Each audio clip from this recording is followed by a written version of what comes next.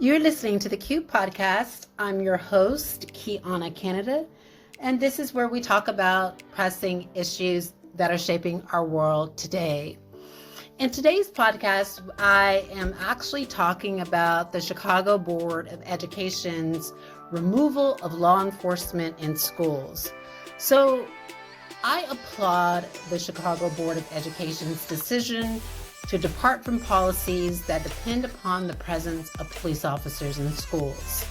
So, as you know, I have been an outspoken critic on the arbitrary practice of police officers handcuffing children and why the practice violates international law.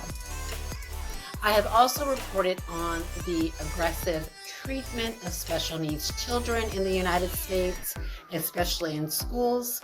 And as a result of this mistreatment, I have called on the United States to safeguard the well-being of children through the ratification of the UN Convention on the Rights of the Child and the UN Convention on the Rights of Persons with Disabilities.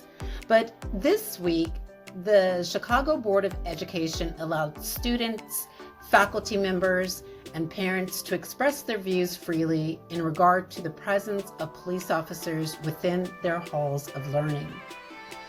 The community was presented with a tough question, but after much deliberation, the community decided that a police officer's presence in proximity to child's learning is inessential to the academic development of the child. So this is what I believe, and this is my feeling on the issues, that education is of the utmost importance that prepares children for the responsibilities of life. I feel that education is a teacher of historical truths, the coach of reasoning and logic, and it is also the mentor of peace that enhances a student's spirit of understanding. Now, schools, in my opinion, must not only feel like a child's home away from home, but schools must also feel like an institution of sanctuary where the child feels safe, grounded in human dignity. Now, I take note that the Chicago Board of Education's departure from policies that depend upon the presence of police officers in schools, it does not fracture community relations with police.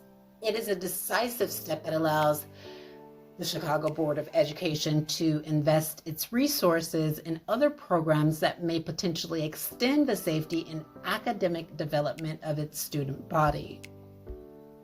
So I think that by deciding to shift financial resources away from policing in its schools, CBC is taking appropriate measures to ensure that school discipline is administered in a manner consistent with the child's human dignity and in conformity with international child law, such as the Convention on the Rights of the Child.